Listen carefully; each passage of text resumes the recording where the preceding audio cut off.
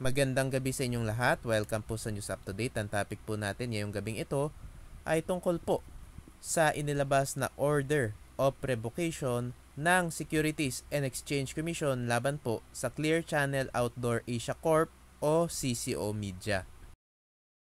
Basahin na natin yung nakapalob sa order of revocation na inilabas ng SEC laban po sa Clear Channel Outdoor Asia Corp. SEC EIPD Case Number 2023-7606. Clear Channel Outdoor Asia Corp was granted its Certificate of Registration by the Commission on June 7, 2023 under Company Registration Number 2023-06-01-02-629-05 with the following as incorporators: Rubilin Amores Madera, Filipino, at nakatira sa Valenzuela City. Tapos si Adonis Dampitan Gandosa, Filipino din at nakatira sa Cavite. At si Virginia Madera Amores na isa ding Pilipino at nakatira sa Parañaque City. The purpose or purposes of Clear Channel Outdoor Asia Corp as stated in its articles of incorporation are to engage in the business of advertising and other related services, provided that the corporation shall not solicit, accept, or take investment or placement from the public, neither shall it issue investment contracts. Sometime in August 2023, the Commission received information that individuals or group of persons representing an entity named CCO Media or CCO Media Philippines is enticing the public to invest their money in the said entity with the promise of high monetary rewards or profits.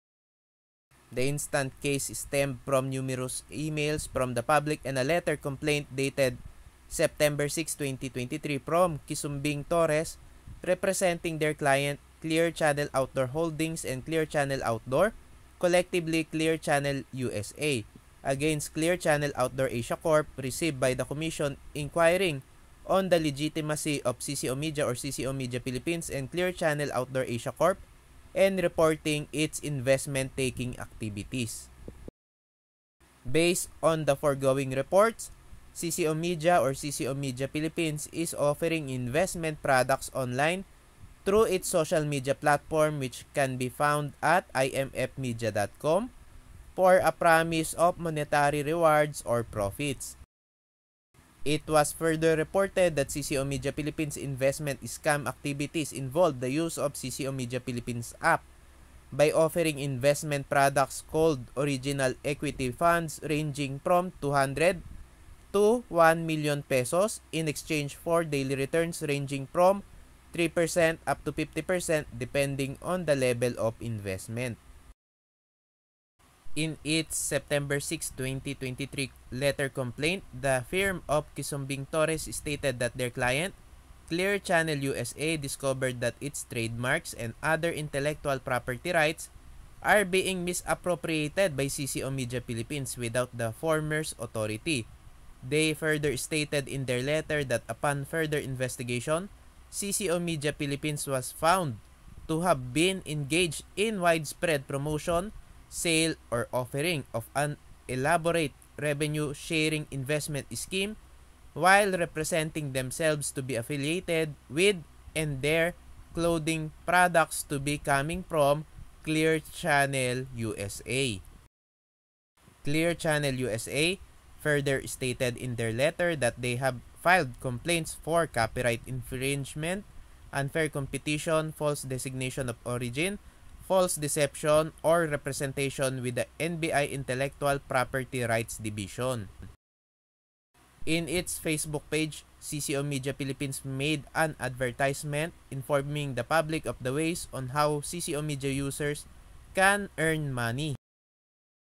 In the same FB page, CCO Media Philippines presented a link to gain access to their company's SEC certificate as a proof of its legitimacy and as a way of enticing the public to invest in the said entity. Consequently, upon clicking such link, it would appear that their registered company name referred to is Clear Channel Outdoor Asia Corp.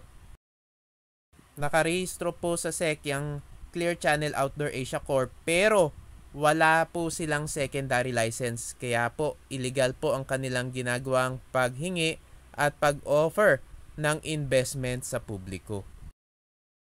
During the conduct of an online investigation, the EIPD came across a news report from the Daily Tribune dated September 4, 2023, where it was reported that the National Bureau of Investigation or NBI raided a Chinese-operated company named CCO Media Philippines located in High Street, South Corporate, Plaza Tower 2 at the corner of 26th Street and 11th Avenue in Bonifacio Global City, Taguig, for alleged unauthorized use of trade name and trademarks of a US headquartered outdoor advertising company to perpetuate an online investment scam.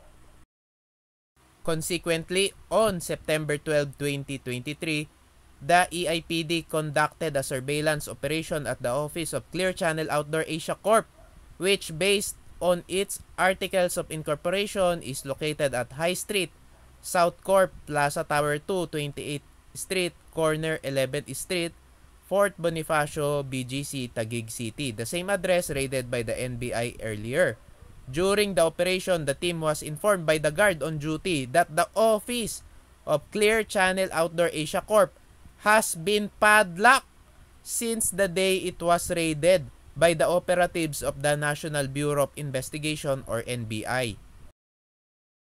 Matagal na natin sinasabi na na-raid na nga ng NBI yung opisina ng CCO Media doon sa BGC at wala na rin sila doon nga sa BGC. Pero ayaw maniwala ng mga defenders na mga investors, nagagalit pa sila sa atin, naninira lang daw tayo. Pero ngayon, nakita nila na talagang totoo ang sinasabi natin at may mga patunay. At mismong ang SEC na nga mismo nagsabi na talagang na-raid niya na NBI yung opisina ng CCO Media at napadlock na rin. Kaya wala nang nag-oopisina doon sa sinasabing opisina ng CCO Media Philippines sa BGC. As earlier discussed, Clear Channel Outdoor Asia Corp is a registered corporation under company registration number 2023-06-0102629-05. However, it is not authorized to solicit investments from the public as it did not secure prior registration and or license to solicit investment from the Commission as prescribed under Section 8 of the Securities Regulation Code. On the other hand, per initial verification from the Commission's database, CCO Media or CCO Media Philippines is not registered as a corporation or partnership. Consequently, CCO Media or CCO Media Philippines also does not have a secondary license or authority to solicit investments or offer securities, as only registered corporations can apply for and be issued a secondary license by the Commission. At noong September 14, 2023 ay na-issue na po ng advisory ng Securities and Exchange Commission yang CCO Media o CCO Media Philippines o Clear Channel Outdoor Asia Corp. On September 19, 2023, a show cause order was issued against Clear Channel Outdoor Asia Corp, addressed to the company's registered principal office address and to its stockholders, namely Ruvilin Amores Madera, Adonis Dampitan Gandosa, and Virginia Madera Amores, directing the company to show cause why no administrative sanctions and or criminal charges should be imposed or filed against Clear Channel Outdoor Asia Corp and its incorporators, directors, or officers for violation of the Securities Regulation Code and other pertinent laws, rules, and regulations of the Commission to show cause why no administrative sanctions and or criminal charges should be imposed or filed against Clear Channel Outdoor Asia Corp and its incorporators, directors, or officers for offering and or selling unregistered securities to the public in violation of Section 8, 26, and 28 of the Securities Regulation Code to show cause why its certificate of incorporation should not be revoked pursuant to Section 6I2 of Presidential Decree number 902-A for serious misrepresentation as to what the corporation can do or is doing to the great prejudice of or damage to the general public and for engaging in ultra-vires acts in violation of the revised Corporation Code of the Philippines and to show cause why no administrative sanction and or criminal charges should be filed against Clear Channel Outdoor Asia Corp. And or its incorporators, directors, and officers for committing investment fraud in violation of Section 11 of Republic Act No. 11765, otherwise known as the Financial Products and Services Consumer Act. Noong September 20, 2023 ay ipinadala ng SEC ang show cause order sa pamamagitan ng email sa email address nga ng Clear Channel Outdoor Asia Corp. At no September 26, 2023 ay ipinadala na ng SEC ang show cause order via registered mail sa declared address ng kumpanya pati na rin sa mga incorporators nito. In a letter dated October 4, 2023, Respondent Adonis D. Gandosa denied being one of the incorporators of Clear Channel Outdoor Asia Corp. And denied having knowledge of its operations. To date, despite such receipt and presumptive notice of the show cause order as detailed above, the company failed to respond, which shall be construed as a waiver of its right to be heard as to the allegations stated in the aforementioned show cause order. Hence, we now resolve the instant proceedings on the basis of available evidence. Discussion. Clearly, in this case, the compensation scheme of CCO Media or CCO Media Philippines or Clear Channel Outdoor Asia Corp. Of offering to the public investment products called original equity funds ranging from 200 pesos to 1 million pesos for a promise of receiving daily returns ranging from 3% up to 50% depending on the level of investment partakes of the nature of securities in the form of investment contract as defined under Section 3.1 of the Securities Regulation Code or SRC. At kung gusto nyo pong mabasa pa ng buo yung desisyon nga ng SEC, pati na rin yung mga ebidensya, ay pwede nyo pong i-check yung website ng SEC dahil nandoon po nakalagay yung inilabas nilang order of revocation laban po sa Clear Channel Outdoor Asia Corp. O CCO Media o CCO Media Philippines. In this particular case, the department carefully examined the characteristics of the investments offered by CCO Media or CCO Media Philippines or Clear Channel Outdoor Asia Corp. To determine if they satisfy the elements of an investment contract. In our evaluation, indeed, the elements of an investment contract are manifested in the investments being offered by CCO Media or CCO Media Philippines or Clear Channel Outdoor Asia Corp., which are as follows. By investing in the company, the investor enters into a contract. There is a placement of money from the public as they are enticed to invest in the company that represented to be engaged in a lucrative business and are required to invest money in order for them to earn profits. The money invested is placed in a common enterprise. The investors expect to derive profits as they are primarily attracted to join CCO Media or CCO Media Philippines or Clear Channel Outdoor Asia Corp.